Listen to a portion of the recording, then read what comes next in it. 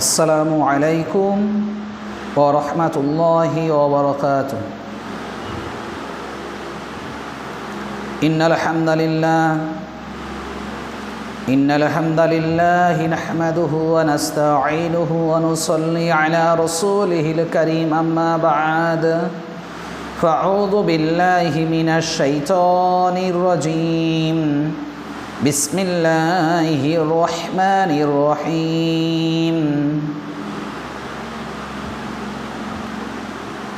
ইয়া আইয়ুহাল্লাযীনা আমানু উদখুলু ফিস-সিলমি কাফা ওয়া লা তাত্তাবিউ খুতুওয়াতিশ শাইতান ইন্নাহু লাকুম আদুব্বুম মুবিন। قال رسول الله صلى الله عليه وسلم في الحديث المبارك إنما الأعمال بالنيات। প্রিয় হাজরানি মজলিস, দূর দূরান্ত থেকে দর্শনকারী সমস্ত সাবস্ক্রাইবার, ফলোয়ার্স ও সমস্ত মুসলমান মা ও বোনেরা, খালারা ও চাচি, দাদা ও ভাইয়েরা, সমস্ত মুসলমান দাদারা, আমি নবমুসলিম ইব্রাহিম আপনাদের কাছে পুনরায় প্রতিদিনের মতো আজকেও ঠিক সময়ে আপনাদের কাছে ইসলাম সম্পর্কিত বিষয়ে কিছু কথা রাখার জন্য উপস্থিত হয়েছি। আমি নবমুসলিম ইব্রাহিম আপনাদের কাছে যে বক্তব্যগুলো রাখছি বা রাখবো, প্রতিনিয়ত যে বক্তব্যগুলো রেখে থাকি, আমাদের কাছে একটাই বিনীত আবেদন, সেটা হচ্ছে এটাই যে আপনারা এই বক্তব্যগুলোকে, এই ভিডিওগুলোকে বেশি বেশি পরিমাণে লাইক, কমেন্ট ও শেয়ার করে সকলের কাছে পৌঁছে দিয়ে সকলকে দ্বীনি শরিয়ত সম্পর্কিত বিষয়ে ইসলামিক আলোচনাগুলোকে শোনার মতো এবং তাদেরকে কিছু নেকি কামানোর মতো ও এই ইসলামিক আলোচনার মাধ্যমে শোনা বক্তব্যের বিষয়ের উপরে আমল করার মতো যাতে তারা সমর্থ হতে পারে, সেজন্য আপনারা সকলকে ভিডিওগুলো লাইক, কমেন্ট ও শেয়ার করে পৌঁছে দেবেন। এতে আপনার কি লাভ হবে? আপনি ইসলামিক বক্তব্য লাইক, কমেন্ট ও শেয়ার করে অন্যজনের কাছে পৌঁছে দেওয়ার ফলে যে ব্যক্তি শুনবে তার যতটা নেকি হবে, বা তিনি আমল করলে তার যতটা নেকি হবে, সমপরিমাণ নেকি আপনি বসে বসে কিন্তু পেয়ে যাবেন অন্যজনের কাছে এই ভিডিওগুলো লাইক, কমেন্ট ও শেয়ার করে পৌঁছে দেওয়ার কারণে। এবং এই রকম প্রতিনিয়ত ইসলামিক আলোচনা, বক্তব্য শোনার জন্য ও বক্তব্য দেখার জন্য আপনারা আমার চ্যানেল, আমার ইউটিউব চ্যানেল নাম হলো ইসলামিক অ্যাডভাইস ওয়াজ মাহফিল, আমার এই চ্যানেলটিকে সাবস্ক্রাইব করে রাখবেন এবং অল সিলেক্ট করে বেল আইকনটি প্রেস করে রাখবেন, যাতে সাবস্ক্রাইব করে পাশে থাকার কারণে প্রতিনিয়ত ভিডিওগুলো আপনাদের কাছে সহজেই যে ভিডিওগুলো আমি আপলোড দেবো যাতে পৌঁছে যায়। তো যাই হোক, অধিক আলোচনা নয়। আল্লাহ পাক রব্বুল আলামিনের দরবারে অশেষ শুকরিয়া যে আল্লাহ পাক আমাকে আপনাকে ইমানের সাথে দুনিয়াতে দিন যাপন করার এবং ইমানের সাথে টিকে থাকার যে তৌফিক ইনায়েত করেছেন, এবং আল্লাহ সুবহানাহু ওয়া তাআলা আমাকে আপনাকে যে দুনিয়াতে ইসলামের উপরে টিকে থাকার সাথে সাথে সমস্ত দুনিয়া মোহ ছেড়ে এই কিছু সময় ইসলামিক বক্তব্য, দিন শরীয়ত সম্পর্কিত বিষয়ে কিছু আলোচনা যেটা আমি রাখবো আপনাদেরকে শোনার মতো, যে মহান আল্লাহ পাক রব্বুল আলামিন তৌফিক ইনায়েত করেছেন, সেই আল্লাহ তাআলার শুকরিয়া আদায় করার উদ্দেশ্যে আমরা সকলে একবার অন্তর থেকে মন খুলে মোহাব্বতের সাথে উচ্চস্বরে বলে উঠি আলহামদুলিল্লাহ। আল্লাহ পাক আমার মতো এই গুনাহগার অধমকে আল্লাহ সুবহানাহু ওয়া তাআলা আপনাদের কাছে পেশ করেছেন, তার জন্য অশেষ অশেষ শুকরিয়া, আলহামদুলিল্লাহ। আপনারা যথেষ্ট জ্ঞানী, অভিজ্ঞ মানুষ। আপনাদের কাছে যে কুরআন মাজিদ থেকে বক্তব্য দেওয়ার জন্য যে আয়াত পেশ করেছি, যেখানে আল্লাহ সুবহানাহু ওয়া তাআলা উল্লেখ করলেন ইয়া আইয়ুহাল্লাযীনা আমানু, আল্লাহ এখানে ঈমানদারদের উদ্দেশ্যে বললেন ইয়া আইয়ুহাল্লাযীনা আমানু, হে ঈমানওয়ালারা, হে ঈমানদাররা, হে মুসলমানরা। মুসলমানদের উদ্দেশ্যে আল্লাহ তাআলা কি বললেন? ইয়া আইয়ুহাল্লাযীনা আমানু উদখুলু ফিস-সিলমি কাফা, তোমরা দিনের মধ্যে, ইসলামের মধ্যে বা ধর্মের মধ্যে তোমরা সম্পূর্ণভাবে পরিপূর্ণভাবে দাখিল হও। আল্লাহ পাক বললেন, ইয়া আইয়ুহাল্লাযীনা আমানু উদখুলু ফিস-সিলমি কাফা, হে ঈমানওয়ালারা, হে ঈমানদাররা। আল্লাহ পাক সকলের উদ্দেশ্যে বললেন না, আল্লাহ পাক বললেন যারা ঈমান নিয়ে আসছেন, যারা আমরা ঈমান নিয়ে এসেছি মুসলমান, তাদের উদ্দেশ্যে আল্লাহ সুবহানাহু ওয়া তাআলা বললেন, হে ঈমানওয়ালারা, তোমরা ঈমান নিয়ে এসেছো, তোমরা ইসলামের ভিতরে পরিপূর্ণ, ঈমানের ভিতরে পরিপূর্ণ বা ধর্মের ভিতরে সম্পূর্ণ রূপে প্রবেশ করো। সাপোজ ধরুন আপনার সম্মুখে একটা গোল দাগ কাটা হলো। দেখবেন করোনা ভাইরাসের সময় যখন আমরা রেশন নিতাম বা অন্যান্য কাজে বা মেডিসিন শপে আমরা যেতাম, আমাদের তো ডিস্টেন্স বজায় রাখতেই হতো। তার সাথে সাথে দেখবেন আমাদের একটা গোল দাগ কেটে সেই দাগের ভিতরে আমাদের প্রত্যেককে দাঁড়ানোর জন্য বলা হতো। অর্থাৎ যদি আপনার সঙ্গে একটা গোল দাগ কাটা হয় এবং তার ধরুন গোল দাগটা হলো ইসলাম, গোল দাগের ভিতর অংশটা হলো আপনার ইসলাম, আমি বোঝানোর উদ্দেশ্যে আপনাদের বলছি, এবং আপনি রয়েছেন গোল দাগের বাইরে, তার মানে আপনি গোল দাগের ভিতরে কিন্তু প্রবেশ করেননি।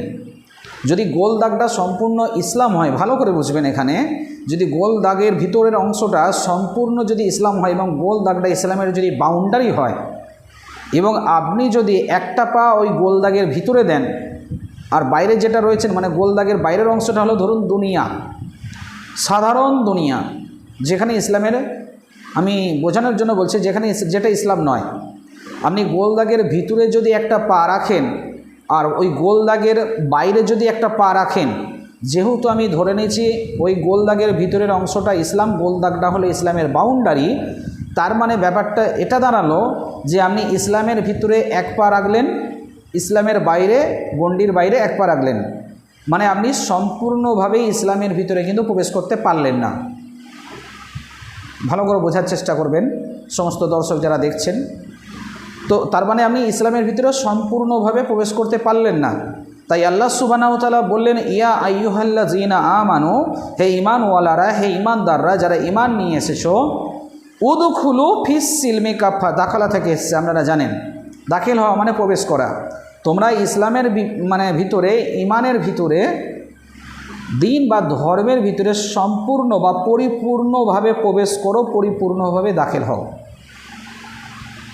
আপনার একটা পা যদি ওই দাগের, যেটা বোঝানোর জন্য বললাম, গোল দাগটা হলো ইসলামের বাউন্ডারি এবং গোল দাগের ভিতরের অংশটা হলো ইসলাম, এবং গোল দাগের বাইরের অংশটা হলো ইসলাম নয়, যদি দুনিয়াদারি সামান্য, যদি এটা হয়ে থাকে, তাহলে গোল দাগের ভিতরে যদি আপনি একটা পা রাখেন, তাহলে আপনি ইসলামের ভিতরে অর্ধেকটা প্রবেশ করলেন, আর গোল দাগের বাইরে একটা পা থাকা মানে ইসলামের বাইরে আপনার অর্ধেকটা পা। ঠিক একই রকমভাবে আমাদের যদি ঈমানটা এইরকম হয় যে ইসলামের কিছু বিধানগুলোকে আমরা মানব, কিছু বিধানগুলোকে মানব না, অর্থাৎ আমরা পরিচয় দেওয়ার জন্য মুখে দাড়ি, মাথায় টুপি দিয়ে বা পরনে পাঞ্জাবি পরে মুসলমান সেজে থাকব, বা নামাজ কোনো সময় পড়ব বা কোনো সময় পড়ব না, রোজা কোনোটা রাখবো কোনোটা রাখবো না, ইত্যাদি ইত্যাদি যে বিষয়গুলো রয়েছে শরীয়তের ফারজিয়াত হুকুমগুলো, কোনোটা মানব কিংবা কোনোটা মানব না। এর মানে এটা দাঁড়ালো যে আপনি ইসলামের বিধানগুলোকে সম্পূর্ণভাবে মানতে চাইছেন না বা মানার ইচ্ছা আপনার নেই। যদি এটা হয়ে থাকে তাহলে আপনি ইসলামের ভিতরে পরিপূর্ণভাবে, সম্পূর্ণভাবে কিন্তু প্রবেশ করলেন না বা ঢুকলেন না। আর ইসলামের ভিতরে সম্পূর্ণভাবে না ঢোকার কারণে আপনার কিন্তু ঈমানেরও সম্পূর্ণতা বা ঈমানেরও কিন্তু পরিপূর্ণতা আসলো না। এবং সেই ব্যক্তি, আমাদের প্রত্যেকেরই উচিত যে আমরা পরিপূর্ণভাবে ঈমানদার হই, আল্লাহ সুবহানাহু ওয়া তাআলার কাছে পরিপূর্ণভাবে মুসলমান বলে যাতে বিবেচিত হই, আল্লাহ সুবহানাহু ওয়া তাআলা যাতে আমাদের আল্লাহ পাকের খাতায় একজন মোমেন মুসলমান, সেই মোমেনের খাতায়, মোমেন মুসলমানের খাতায় যাতে নাম থাকে, সেটাই আমাদের চেষ্টা করা উচিত বা সেটাই করা একান্ত অপরিহার্য বলে আমি মনে করি।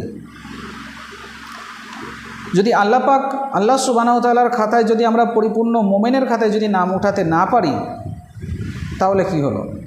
তাহলে আমাদের নামাজ, রোজা, হজ, যাকাত, তসবিহ, তাহলিল, জিকির, আজগার, আমরা অর্ধেকটা সামথিং ঈমান নিয়ে এলাম, সামথিং নিয়ে এলাম না। যদি আপনাদের বোঝানোর জন্য আরও একটা কথা আপনাদেরকে বলি, সেটা হচ্ছে এটাই যে ধরুন আপনি পরীক্ষা দিতে গেছেন, আপনি কোনো একটা এক্সাম দিতে গেছেন, যেখানে আপনি একজন বাঙালি হিসেবে আপনি বেঙ্গলি ল্যাঙ্গুয়েজ জানেন, হিন্দিও জানেন বা ইংলিশও জানেন।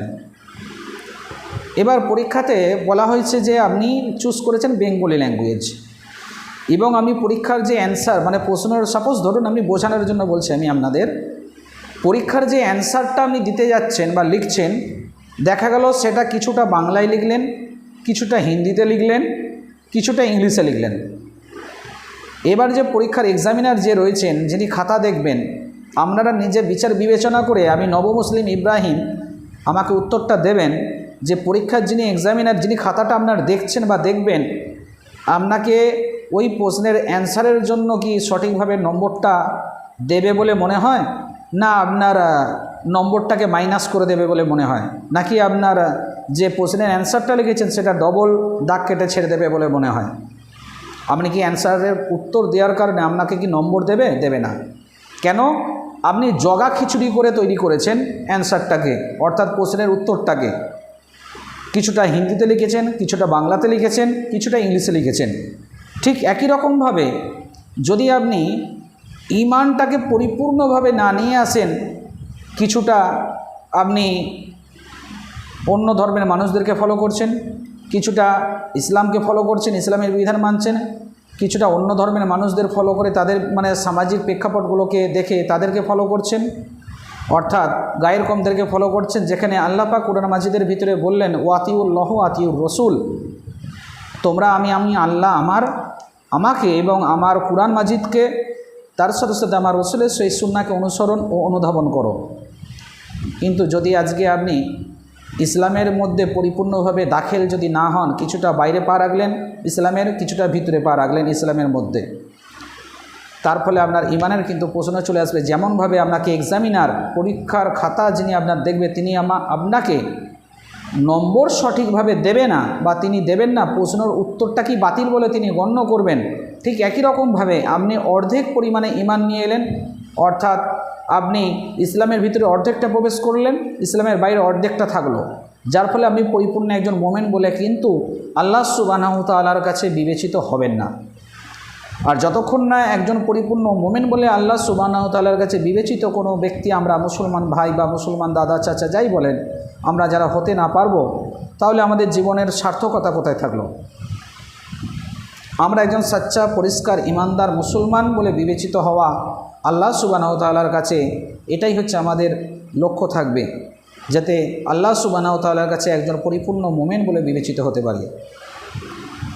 আজকে বর্তমান সমাজের দিকে তাকালে দেখতে পাওয়া যায়, কেউ দেখবেন 5 ওয়াক্ত নামাজের মধ্যে কোনো সময় নামাজ পড়ছে, কোনো সময় পড়ছে না, খামখেয়ালিভাবে নামাজ পড়ছে না। খামখেয়ালিভাবে আমরা রোজা রাখছি, অনেক সময় শরিয়াতের ফারজিয়াত হুকুম, যেটা ফরজ রোজা, রমজানুর মুবারক মাস আপনারা জানেন, সেই মাসে আমরা ইচ্ছাকৃতভাবে সেই শরিয়াতের ফারজিয়াত হুকুমকে অমান্য করে দিই। কোনো দিন রাখলাম না।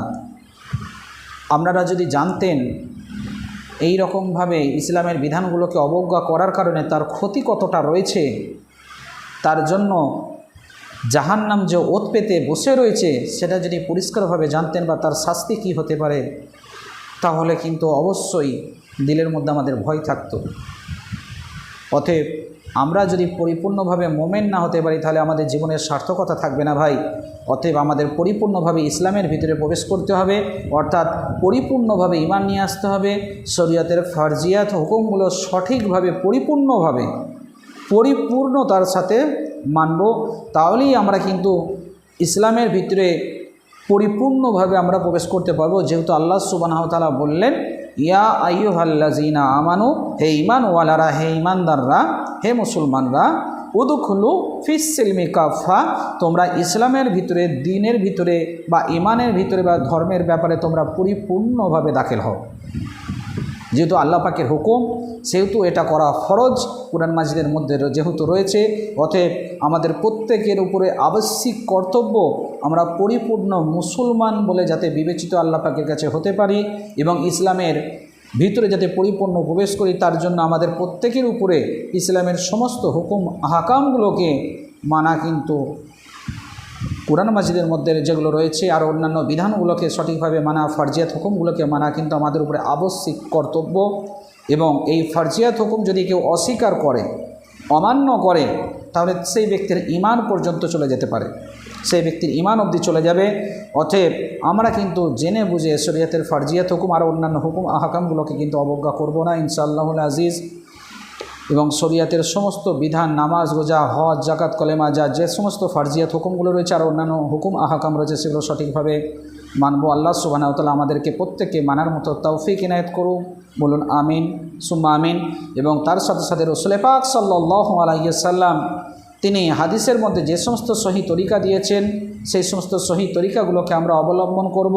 সে নামাজের ব্যাপারেই হোক বা শরীয়তের হজের ব্যাপারেই হোক বা রোজার ব্যাপারেই হোক বা সিয়ামের ব্যাপার যাই বলেন না কেন সে ব্যাপারেই হোক বা আকিকা থেকে আরম্ভ করে আরও অন্যান্য ইত্যাদি ইত্যাদি নিকাহ বা বিবাহের বিষয়ে হোক না কেন, সমস্ত বিধানগুলোকে যদি আমরা ইসলামের হুকুম আহকাম সঠিকভাবে মেনে চলি বা মেনে চলার চেষ্টা অন্তত আমাদের করতে হবে। অবশ্যই চেষ্টা করলে সঠিকভাবে আমরা পাবো। কেন এটা হাদিস নয়, একটা কথা বলি, মানজাদ্দা ওয়াজাদা, যে চেষ্টা করবে তার হবে, এটা কিতাবের মধ্যে লেখা রয়েছে। অতএব আমাদের চেষ্টা তো করা দরকার। আল্লাহ সুবহানাহু ওয়া তাআলা ঠিক আমাদের দিকে আমরা যদি চেষ্টা করি ইসলামের বিধান মানার জন্য, যে ব্যক্তি ইসলামের বিধান মানার জন্য চেষ্টা করবে, ইসলামের বিধানগুলোকে মানতে, ইসলামের দিকে অগ্রসর হবে, আল্লাহ সুবহানাহু ওয়া তাআলা তার জন্য ইসলামটাকে মানার জন্য আরও তার বিধানগুলো তার কাছে সহজ করে দেবেন। বলুন সুবহানাল্লাহ। অতএব আমরা প্রত্যেকেই শরীয়তের সঠিক বিধানগুলো, রাসূল পাক সাল্লাল্লাহু আলাইহি ওয়াসাল্লাম হাদিসের মধ্যে কী বলেছেন আর অন্যান্য বিষয় কোরআন মাজিদের মধ্যে কি আল্লাহ সুবহানাহু ওয়া তাআলা বলেছেন সেগুলো মেনে চলার চেষ্টা করবে ইনশাআল্লাহুল আজিজ। তবে আমার থেকে আপনারা শতগুণে বেশি জানবেন। আমি তো একটা সনাতন ধর্মের হিন্দু ঘরের ছেলে, আপনারা জানেন, এবং ঈমান নিয়ে এসেছি। আল্লাহ সুবহানাহু ওয়া তাআলা আমাকে হিদায়াত করে মুসলমান করেছেন। তো আপনাদের কাছে দুসার কথা রাখলাম, কেউ মনে ব্যথা দুঃখ বা কষ্ট পাবেন না, বোঝানোর জন্য, ইসলামের প্রতি তাগিদ দেওয়ার জন্য আপনাদেরকে দুসার কথা বললাম। তবুও যদি কেউ মনে ব্যথা দুঃখ বা কষ্ট পেয়ে থাকেন, ছোট ভাই বা ছেলে হিসেবে ক্ষমা করে দেবেন। এবং তার সাথে রাসূল পাক সাল্লাল্লাহু আলাইহি ওয়াসাল্লাম হাদিসের মধ্যে যে কথাটা বললেন, ইন্নামাল আমালু বিন্নিয়াত, রাহু বুখারী মুসলিম মুত্তাফাকুন আলাইহি, হাদিসটা, অর্থাৎ এই হাদিসটি হলো রাসূল পাক সাল্লাল্লাহু আলাইহি ওয়াসাল্লামের প্রথম হাদিস। আল্লাহ নবী করিম সাল্লাল্লাহু আলাইহি ওয়াসাল্লামের প্রথম বাণী হলো ইন্নামাল আমালু বিন্নিয়াত। আমরা যদি এই রকম নিয়তে থাকি যে আমরা ইসলামের বিধান আজকে কিছুটা আজকে এক ওয়াক্ত নামাজ পড়লাম, একটা রোজা রাখলাম, বা ইসলামের সব বিধান মানার তো আমাদের দরকার নেই বা মানবো না, না মানলেই বা ক্ষতি কী আছে, এই তো আমরা ঠিকভাবেই রয়েছি, এই রকম যদি নিয়ত করে নিই তাহলে কিন্তু আমাদের গড়বড়ই হবে। এবং নিয়তের সাথে সাথে আরও একটা বিষয় থাকবে যে আমি নিয়ত করে নিলাম, আমার মনের ভিতরে নিয়ত রয়েছে আমি কাউকে দেখানো করে নামাজ পড়ব বা কাউকে দেখানো করে ইসলামের কোনো কাজ করব, তার মানে বিষয়টা শিরকের জায়গাতেও কিন্তু চলে যাবে। ধরুন সাপোজ আপনাকে একটা উদাহরণ দিচ্ছি, আপনাদের গ্রামে ধরুন জলসা হচ্ছে, কোনো জলসা আপনাদের গ্রামে হচ্ছে, মাদ্রাসার জন্য জলসাতে বক্তা আমন্ত্রিত হয়েছেন, মাদ্রাসার জলসা, আমি বোঝানোর জন্য বলছি, মাদ্রাসা বা মসজিদ যাই হোক, মসজিদ বা মাদ্রাসার উন্নতিকল্পের জন্য কোনো জলসার আয়োজন করা হয়েছে। আমি নবমুসলিম ইব্রাহিম, হয়তো আমাকে নিয়ে গেছেন আপনারা। এবার ধরুন আমি আপনাদের কাছে কালেকশানের আমাকে দায়িত্ব দেওয়া হয়েছে, কালেকশান করছি। ধরুন কোনো এক মুসলমান ভাই বা আপনাদের মধ্যে কেউ বা কোনো একজন শ্রোতা যারা জলসায় উপস্থিত রয়েছে তাদের মধ্যে কেউ একজন, আমি কালেকশান করছি, তিনি কি করলেন, জলসা কমিটি বলেছেন যে ব্যক্তি 2000 টাকা দান করবেন তার নামটা আগে অ্যানাউন্স করে দিয়েছেন, খোদাই করে মসজিদের গায়ে সেঁটে দেওয়া হবে মার্বেল পাথরের মধ্যে আর কি। তো আপনি মনে মনে ভাবলেন যে আমি 2000 টাকা দেব, খুবই ভালো জিনিস, আলহামদুলিল্লাহ। কিন্তু আপনার নিয়ত যদি এটা থাকে আপনি 2000 টাকা দান করবেন, আপনার নিয়ত রয়েছে যে আপনার ওই 2000 টাকা দান করার পেছনে আপনার লোককে দেখানো যে আপনার নামটা, যে আমি 2000 টাকা দান করলে আমার নামটা পাথরে খোদাই হয়ে, মার্বেল পাথরে খোদাই হয়ে মসজিদের গায়ে সেটে থাকবে বা কোথাও সেটে রাখবে, মাদ্রাসার গায়ে কোনো একটা দেয়ালে বা গেটের সম্মুখে নাম ঝোলানো থাকবে। তার মানে কি 5টা মানুষ দেখবে যে আমি 2000 টাকা দান করছি অমুক ব্যক্তি, আপনার ভিতরের মধ্যে এর মানে হলো রিয়া, অহংকার কাজ করছে। যদি আপনার নিয়ত যে কোনো কাজে, আপনি শ্বশুরবাড়ি গেলেন বেড়াতে, আপনি নামাজ পড়ছেন আপনার শ্বশুরকে দেখানোর জন্য, আপনার শ্বশুরের নজরে ভালো হওয়ার জন্য, তার মানে এখানে সম্পূর্ণ শিরকের জায়গা তৈরি করছেন। আপনি ইসলামের ভিতরে পরিপূর্ণভাবে দাখিল হওয়ার জন্য চেষ্টা করছেন বা দাখিল হচ্ছেন কাউকে দেখানোর জন্য। যদি এই রকম নিয়ত হয়ে থাকে, এই রকম আপনার অন্তরে যদি থেকে থাকে, ইখলাস যদি ঠিক না থাকে, আপনার নিয়তের উপরে কিন্তু ফায়সালা আল্লাহ রসুল পাক সাল্লাল্লাহু আলাইহি সাল্লাম তিনি বললেন, ইন্নামাল আমালু বিন্নিয়াত, প্রত্যেক কর্মর নেকি বা গুনাহ যেটা নির্ভর করে থাকে সেটা সম্পূর্ণ নিয়তের উপরে। অর্থাৎ আপনার নিয়ত কি আছে, কোন নিয়তে আপনি কাজটা করছেন, বা নামাজটা পড়ছেন বা রোজাটা রাখছেন বা আপনি দানটা করছেন, সেটা আপনার নিয়ত যদি লোককে দেখানোর উদ্দেশ্যে থেকে থাকে, বা নিয়ত যদি আল্লাহ পাক রব্বুল আলামিনকে খুশি করা, রাজি খুশি করানো বাদ দিয়ে আল্লাহ পাকের উদ্দেশ্য ছাড়া যদি অন্য কারো উদ্দেশ্যে, অন্য কাউকে দেখানো বা খুশি করানোর উদ্দেশ্য হয়ে থাকে, তাহলে সম্পূর্ণভাবে এটা শিরক হবে। এবং তার সাথে সাথে আপনার কিন্তু ওই কাজ করার মধ্যে দিয়ে দুনিয়াতে আপনি নাম যশ কামাই এটা তো পাবেন, কিন্তু আখিরতে তার জন্য কোনো, ওই কাজের বিনিময়ে কোনো নেকি পাবেন না, আখিরতে তার জন্য কোনো বদলাও পাবেন না। এবং শিরক হওয়ার কারণে আপনি কিন্তু আল্লাহ সুবহানাহু ওয়া তাআলার আযাবের মধ্যে কিন্তু গ্রেপ্তার হয়ে যাবেন। এবং আমরা প্রত্যেকেই জানি শিরক হলো সবথেকে একটা বড় গুনাহ যার ক্ষমা নেই। অতএব আমরা প্রত্যেকেই চেষ্টা করব ইসলামের মধ্যে সম্পূর্ণভাবে দাখিল হতে, ইসলামের মধ্যে সম্পূর্ণভাবে প্রবেশ করতে, এবং রাসূল পাক সাল্লাল্লাহু আলাইহি সাল্লামের হাদিস মোতাবেক সেই শুদ্ধ আর অন্যান্য বিষয়গুলোকে মেনে চলার, আল্লাহ পাক রব্বুল আলামিনকে খুশি করার উদ্দেশ্যে আমরা যে কোনো কাজ করব, সমস্ত কিছু আল্লাহ সুবহানাহু ওয়া তাআলাকে খুশি করার উদ্দেশ্যে করব। ভাই সকল, আপনারা ভালো থাকেন, দোয়া করি আল্লাহ সুবহানাহু ওয়া তাআলা আপনাদের সকল প্রত্যেককে ভালো রাখুক, এবং দোয়া করবেন যাতে আল্লাহ সুবহানাহু ওয়া তাআলা আমাকেও সুস্থ রাখেন। ও দোয়া করি তার সাথে সাথে আল্লাহ সুবহানাহু ওয়া তাআলা আমাকে আপনাকে প্রত্যেককে ঈমানের সাথে সেই শুদ্ধ ইসলামের মধ্যে সম্পূর্ণভাবে দাখিল হওয়ার তৌফিক এনায়েত করুন। বলুন আমিন। এবং তার সাথে সাথে ঈমানের সাথে সাথে দুনিয়া থেকে আখিরাতে ও ময়দানে মাহাশরে ডান হাতে আমলনামা দিয়ে জান্নাতুল ফিরদাউস নসিব করুক। এবং আপনারা প্রত্যেকে দোয়া করবেন যেন আমার পিতা মাতাকে আল্লাহ সুবহানাহু ওয়া তাআলা হেদায়েত করে এই শুদ্ধ ইসলামের মধ্যে দাখিল করেন। এবং আমি যে সৎ নেক উদ্দেশ্য নিয়ে আল্লাহ সুবহানাহু ওয়া তাআলা আমাকে নিয়ে এসেছেন ইসলামের মধ্যে, যে এসেছি, সেই সমস্ত সৎ ও নেক উদ্দেশ্যতে যেন আল্লাহ সুবহানাহু ওয়া তাআলা কামিয়াবি দান করুন। এবং আরও একটা বিষয় দোয়া করবেন, এইভাবে যাতে আমি ইসলামকে প্রচার করার কাজে রত থাকতে পারি, ইসলামকে প্রচার করার কাজে যাতে জীবন অতিবাহিত করতে পারি, ও আপনাদের সম্মুখে ইসলামের বিষয়ে বক্তব্য রেখে দু চার কথা বলতে বলতে যেন দুনিয়া থেকে এইভাবে যেতে পারি, তার জন্য দোয়া করবেন। এবং দোয়া করি আল্লাহ সুবহানাহু ওয়া তাআলা আমাদের কবরের আযাব, জাহান্নামের আযাব, সমস্ত কিছু আযাব থেকে হেফাজত করে ময়দানে মাহাশরে আমাদের প্রত্যেকে ডান হাতে আমলনামার সহিত জান্নাতুল ফিরদাউস নসিব করুক। বলুন আমিন সুম্মা আমিন। পুনরায় ইনশাআল্লাহুল আজিজ আগামীকাল আবার আপনাদের কাছে আসব এবং বক্তব্য ইসলামী শরীয়ত সম্পর্কিত বিষয়ে রাখবো ইনশাআল্লাহুল আজিজ। আসসালামু আলাইকুম ওয়া রাহমাতুল্লাহি ওয়া বারাকাতুহু।